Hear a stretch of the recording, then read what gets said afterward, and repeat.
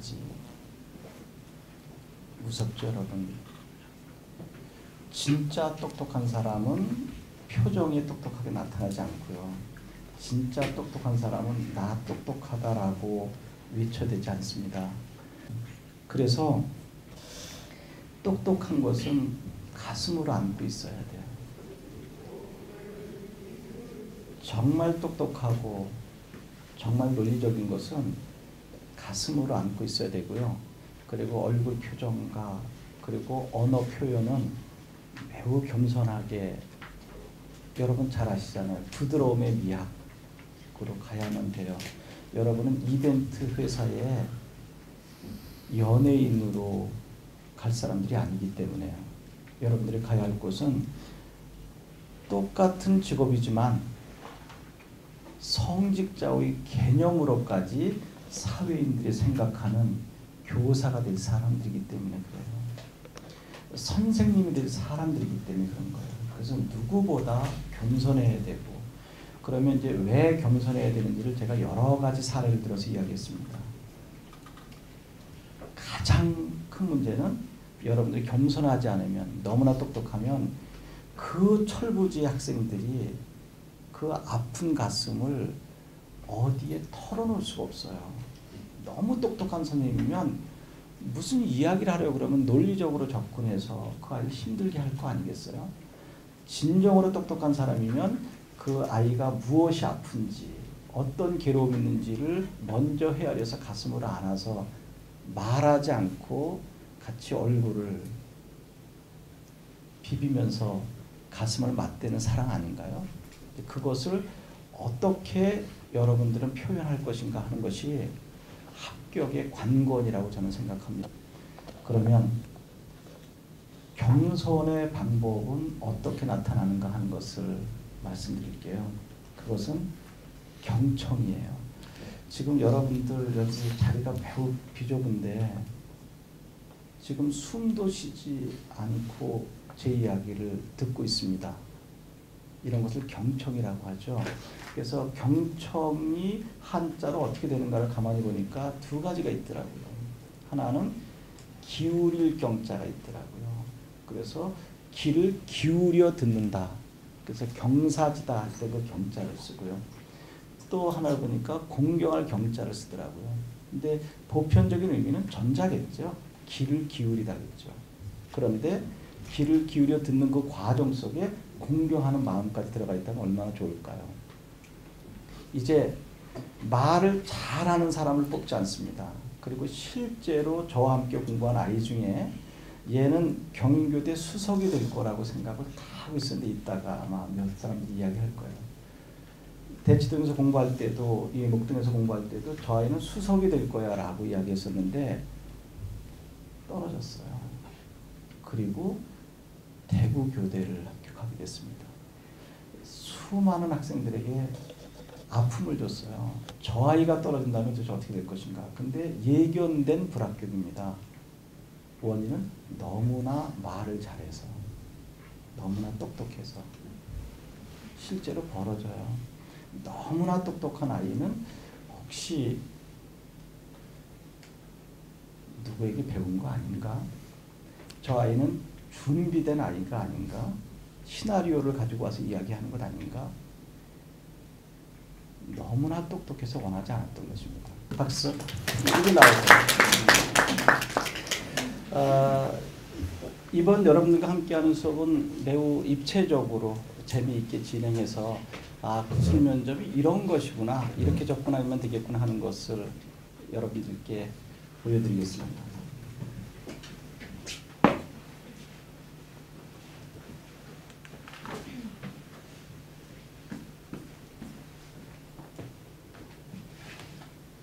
안녕하세요. 저는 일산에 소재한 주역고등학교 3학년에 재학 중인 강지수입니다. 지금 경인교대랑 교원대를 합격해서 고민을 하고 있는 상태이고, 또 면접을 2번 본 만큼 여기 있는 친구들한테 좀 면접에 대해서 얘기를 해보고 싶어요. 요즘에 교육의 트렌드는 제가 생각했을 때 창의성이라고 생각해요. 그래서 교원대에서 논술 문제가 나왔는데 거기에 5개의 지문을 하나의 키워드로 잡으라는 문제가 저는 창의성이라고 얘기를 했습니다. 그래서 그 첫 번째 지문이 우리 한국이 비행기 정류국 제1위라고 하는 설명이 나왔어요. 그래서 이걸 창의성으로 뭘 생각해 볼 수 있을까 생각해 봤는데, 다른 친구들은 아마 경제적인 측면에서 경제 수명이 늘어나기 때문에 이게 창의성이랑 관련이 있을 것이다 라고 대답을 많이 할 것 같은 생각이 들었습니다. 근데 저는 이게 상황과 연관이 되어 있지 않을까라는 생각을 해보아서 비행기의 정류가 정비를 잘 해야지 그 많은 사람들이 타는 비행기가 잘 운전할 수 있을 거 아니에요. 그래서 사람들의 인권 존중, 인간의 생명 존중과도 연결이 될 수 있다고 생각을 하였다고 말씀을 드렸어요. 그랬더니 교수님들께서 고개를 끄덕끄덕 하시더라고요. 그래서 제가 말씀을 드리고 싶은 것은 교대 면접에 갔을 때 당황하지 않고 이 문제를 다른 측면이랑도 연결해 볼 수 있는지를 항상 생각해보는 마인드가 중요하다고 생각해요.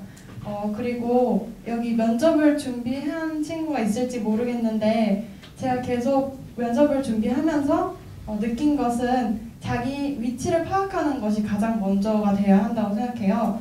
그래서 저는 이거는 하나의 비법인데요.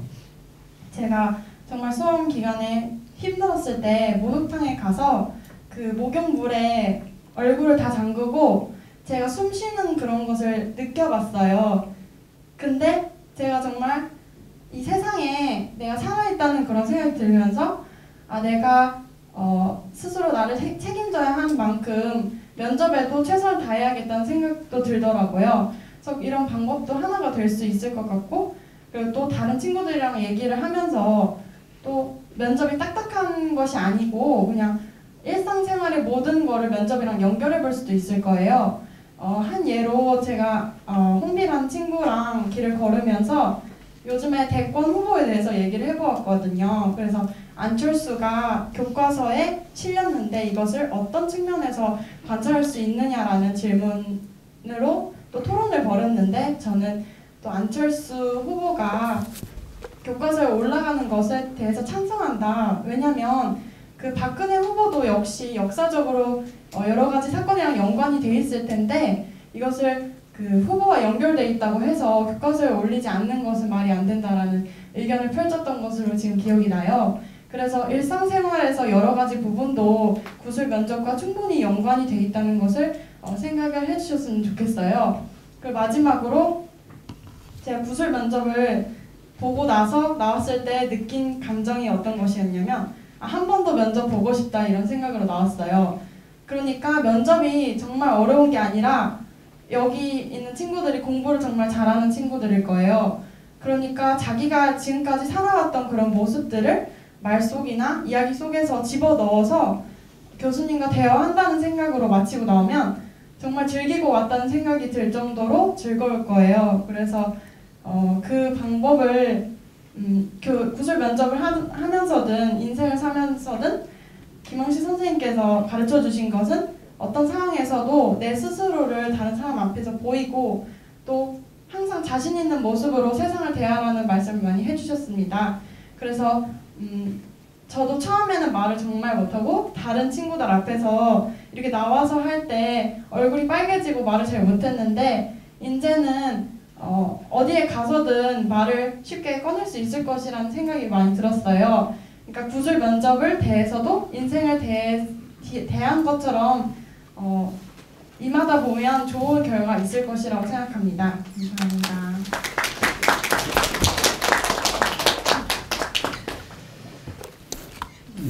조금 전에 강지수 학생이 나와서 이야기를 했는데요.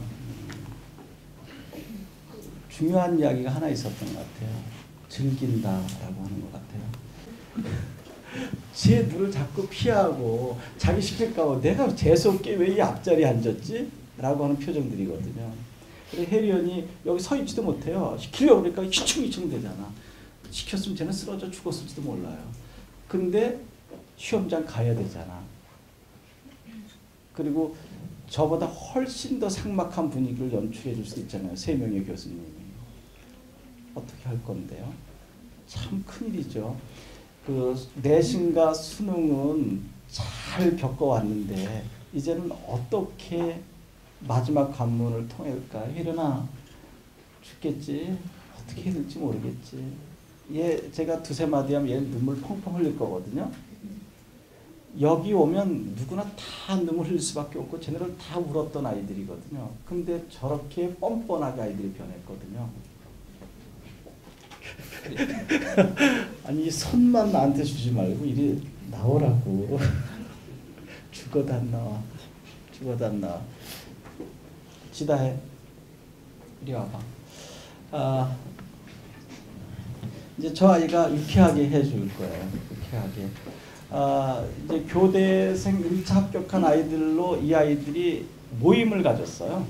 그래서 한국 교육을 정말 우리가 새롭게 바꿔보자라고 해서 저와 함께 공부한 합격한 아이들이 청남연구회라고 하는 이름으로 모임을 가졌는데 그 자리에서 1차 우리가 특강할 때 거기서 아이들이 뽑아준 초대 회장이에요. 얘가 청남연구회. 박수. 얘가 그 교대 합격, 이제 1차 합격한 아이들 수시 거기에 투표를 해서 회장이 된 거거든요. 그래서 이제 이 아이를 주축으로 이제 요 핵심 멤버들이 아마 끊임없이 연구하고 그리고 이번 방학 때 여러분들도 합격해서 되면 아마 여러분들은 정시팀의 회장이 또 나오겠죠. 그래서 수시팀 회장과 정시팀 회장들이 모임 같이 해서 좀 MT도 계획하고 있고 그리고 이 아이들이 이제 전국에 다 교대 모두 다 들어가 있으니까 그리고 이제 인강으로 합격된 아이들은 저희 올리지 않았어요. 인강 듣고 합격한 아이들은 올리지 않고 다 현강으로 한 아이들만 저희 올렸는데요. 그래서 그 아이들과 연계해서 정말 21세기의 교육을 이 젊은 친구들이 새롭게 써가 보려고 그리고 이제 저희는 끊임없이 얘네들을 좀 연구할 수 있도록 여러 가지로 좀 지원해주고 좀 도와주려고 그러거든요. 그래서 여러분 합격하면 그 연구에 꼭 들어오셔서 행복한 패밀리가 되시기 바랍니다. 안녕하세요. 저는 인천에 소재한 옥면여자고등학교에 재학 중인 지다혜라고 합니다. 제가 경희교대 합격해서 이 자리, 영광스럽게도 이 자리에 설 수 있게 되었는데 제가 지금 이 자리에 서 있는 것은 단순히 제가 경희교대 합격한 것에 대해서 뭐 자랑을 하려고 한다거나 또는 김광식 선생님이 얼마나 훌륭하신 분이긴 한데 그거에 대해서 자랑만 하려고 이 자리에 선 것이 아니라 여기 모이신 그 같은 친구들에게 너네들도 모두 할 수 있다라는 용기를 주기 위해서 이 자리에 왔다고 생각합니다. 저도 역시 뭐 전교회장이라든지 뭐 반장 또 동아리 부장 등 여러 가지 활동을 하면서 나름대로 애들 앞에서 말하는 것이 거리낌 없었다고 생각했는데 여러분처럼 이렇게 추석 특강 때 이렇게 정말 우수한 자리 아이들끼리 모인 자리에 오니까 막상 선생님께서 특유를 이렇게 지목하시는 그런 게 있는데 그럴 때마다 얼어버리곤 했고 정말 여러분보다 더 한마디도 못했던 그런 학생이었는데 그랬던 제가 어떻게 이렇게 될 수 있었는지에 대해서 이제 알려드리려고 희망을 드리기 위해서 왔다고 생각을 합니다. 제가 그때 이제 준비하는 과정에서 가장 제가 그 부원장 선생님께서 해주셨던 말인데 가장 지금까지도 기억에 남는 말이 무엇이냐면 우리 모두는 여기 있는 친구들 말고도 전국의 많은 친구들이 경쟁자인데 그 경쟁자들과 좀 차별화되어야 되는 그런 점이 바로 우리들은 이제 120%의 그런 능력을 가지고 있어야 한다고 말씀해 주셨습니다. 그 이유는 남들보다 그 100%가 아닌 120%로 20%가 더 뛰어난 그 능력을 가지고 다시 100%에서 20%를 나눠줘서 80%처럼 위장을 해야 한다고 말씀해 주셨습니다. 그래서 마치 더 뛰어나지만 그 뛰어난 것을 뽐내려는 것보다 그 이전에 그걸 감쌀 수 있는 그런 능력이 필요하다고 말씀해 주셨습니다. 정말로 그 수석이라고 생각했던 홍비라는 친구가 떨어진 것도 그 친구가 정말 너무 뛰어났기 때문이 아닐까 생각할 정도니까 여러분도 이제 지금 뭐 몇 %일지는 모르겠지만 그 각자 가지신 거에서 좀 분발하셔서 좀 다시 그 겸손으로 그것을 감싼다면 모두가 좋은 원하는 학교에 합격하실 수 있지 않을까 생각을 하고요. 그 다음에 제가 생각하기에 이런 면접, 구술 면접이라는 것은 우리 이제 교대 지망생들에게 있어 그 기회라고 생각을 해요. 왜냐면 교대에 지원하는 학생들은 대부분 내신이 웬만큼 또는 정시가 웬만큼 나오기 때문에 이제 똑똑해서 지원할 텐데, 그런 친구들이 다 모여있는 그런 때는 논술이나 또는 그냥 단순 점수만으로 보다는 우리들만이 갖고 있는 그런 따뜻함과 겸손함을 교수님께 그 입학 전에 직접 만나서 따로 알릴 수 있는 그런 기회가 되기 때문에 저는 오히려 이런 구술 면접이라는 그 전형을 통해서 우리 각자가 가지고 있는 그런 따뜻함을 보여준다면 이걸 기회로 잡을 수 있지 않을까 생각을 하고요. 아까 지수가 말했기도 했고 선생님도 중요하시다고 말씀해 주셨던 그런 즐긴다는 거 정말 중요하다고 저도 생각하는데, 여러분이 이 과정이 비록 쉽지만은 않지만 정말 자신의 꿈을 향해 달려나간다고 생각하고 즐긴다는 마음가짐을 가지면 좋겠고, 막상 그 면접실에 가면 그렇게 생각했던 것처럼 그렇게 무섭지는 않고 친구들도 다 교대생들이기 때문에 교대생 특유의 그 뭐랄까 되게 다정다감한 그런 것이 있고, 교수님들도 다 그렇게 무섭기만 한 것은 아니기 때문에 걱정하지 말고 모두가 즐기는 과정이라고 생각했으면 좋겠습니다. 그리고 이 자리를 통해서 이제 어떻게 인연관계가 될지 모르겠지만 아까 선생님께서 말씀하신 그 청람연구회라는 게 지금 이제 수시에서 만난 친구들끼리 이제 이어지고 있는데, 네, 추가 합격 다 끝나고 그리고 여러분 정시까지도 모이면 이제 그 모임을 이제 이렇게 활성화시킬 예정인데, 현재 그 선생님께서 되게 대단하시게도 첫날 그 결성했을 때 당일날 즉석에서 정말 현금 50만 원을 주셔가지고 연구회비로 쓰라고 해주시기까지 했으니까 믿을만 하니까 그 함께 들어와셔서 많은 활동 같이 했으면 좋겠습니다. 여러분 모두 성공하세요.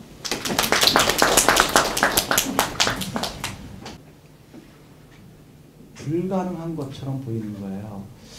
지금 저 두 아이가 나와서 이야기하는데 저 아이들은 이미 잘했던 것 아닌가?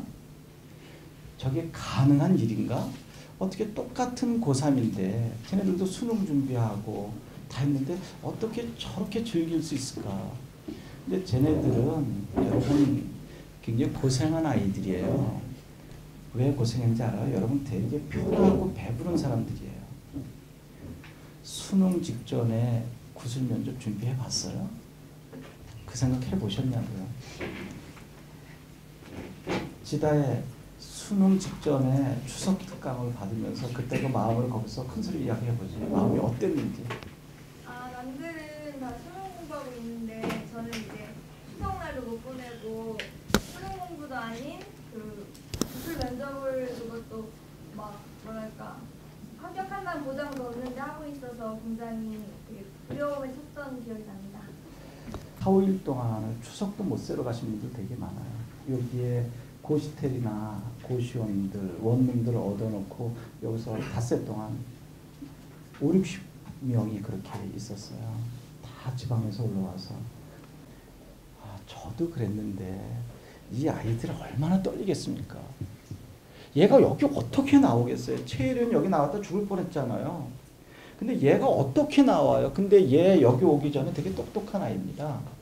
얘 공부 잘하는 아이예요. 안 봐도 알아요. 교대를 어떻게 지원해요? 공부 못했는데. 얘 반장할 거 다 하고 나름대로 말 자신 있었고, 근데 여기 못 나옵니다. 죽어도 못 나옵니다. 근데 저 아이들은 여기가 어디라고 당당하게 나와요. 여기 정말 부모님들 제가 아무나 모셔서 여기서 마이크 잡고 이야기해 보시겠습니까? 라고 했을 때 이야기할 수 있는 분 안 계십니다. 선생님으로 자리 잡을 수 있을 거라고. 그래요. 4년 동안 지식적인 측면은 얼마든지 될 수 있을 것 같으네요. 우리 학교 교수님들이 열심히 가르치면 되니까. 근데 교사로서의 품성을, 자질을 본인이 갖추고 있다고 생각하나요? 제가 생각하는 기준에서는 학생들이 충분히 정말 좋은 성품을 가지고 있는 학생들이 많기 때문에 저 역시 부족하다고 생각합니다. 그래서 교대가 4년 동안 가르치는 것이 아까 말씀해 주셨던 실력적인 부분뿐만 아니라 제 성품도 많이 배울 점이 있을 거라고 생각되어지고 또 저보다 많이 훌륭한 다른 학생들을 통해서 더 좋은 성품을 많이 본받아서 더 좋은 선생님이 될 수 있을 거라고 생각합니다. 근데 왜 자네는 보니까 서울 사람인데 왜 광주 교대를 지망했는가? 혹시 공부를 못해서 우리 광주 차선책으로 온 건 아닌가? 네, 물론 제가 공부를 아주 잘했지는 못했습니다. 그렇지만 그럼 잘했다면 서울교대나 경인교대를 갈 거라는 소리입니까? 그래서 공부를 못했기 때문에 우리 광주교대로 온다면 우리 광주교대는 뭐 쓰레기 학교입니까? 공부 못하는 애들만 오는 거예요? 그것이 아니고요. 제가 공부를 잘하지 좀 더 솔직했으면 좋겠어요. 그것이 아니고요 라고 했는데 정말 서울교대나 경인교대나 한국교원대 갈 실력이 돼도 우리 광주교대를 지원했냔 말이에요. 네. 왜냐하면 제가 재수를 했는데 작년에 광주교대를 지원했었습니다. 그래서 그럼 작년에도 우리 교대를 봤다가 떨어졌단 말이에요? 그리고 재수 1년에서 또 광주교대예요? 공부 정말 그렇게 못해요? 물론 노력을 했지만 제가 생각했을 때 작년에 광주교대를 와서 면접을 보면서 굉장히 행복하고 또 정말 교수님의 모습을 보면서 제가 정말 부족한 부분을 채워주실 수 있을 거라는 느낌이 많이 왔고 또 제가 면접을 하면서 봤던 광주교대가 굉장히 기억에 남았기 때문에 올해도 지원하고 싶어서 지원했습니다. 그러면 서울교대나 경인교대 갈 실력이 되는데도 불구하고 작년에 떨어지고 재수하는 과정 속에서 광주교대를 잊지 못해서 왔다는 것을 내가 액면 그대로 믿어야 돼요. 교수님께서 지금은 잊지 못하실 수 있을 거라고 생각됩니다. 그렇지만 제가 4년 동안 대학 생활을 하면서 광주교대에 대해서 정말 어떻게 생각하고 있는지를 아니 내가 당신을 언제 합격시켜주겠다고 했어. 완전 합격된 것처럼 오만하게 이야기하네요. 합격이 너무 되고 싶기 때문에 그렇게 말씀을 드린 것이고 그리고 지금은 제가 더 이상 표현할 방법이 없어서 미래에 대해서 말씀드린 것인데 기회가 주어질 것이라고 생각합니다. 좋습니다. 그건 그렇고 하는 것을 시청자와 참가자가 보고 있다는 사실을 모르고 있는 거예요. 토론은 말하는 것이 아니에요. 듣는 것이에요. 토론은 듣는 것이 아니에요. 토론은 상대방에 대한 배려예요. 웃기죠? 토론은 말하는 것이 아닙니다. 듣는 것입니다. 듣는 것이 아닙니다. 상대방에 대한 배려입니다. 굉장히 제가 국어 선생이라 역설적 표현을 많이 쓰죠. 이제 보세요. 됐습니다. 이제 저는 나가야 할 시간이 됐고요. 그리고 이제 우리 원장님과 그 뒷이야기를 간단히 하시기 바랍니다. 여기 보세요.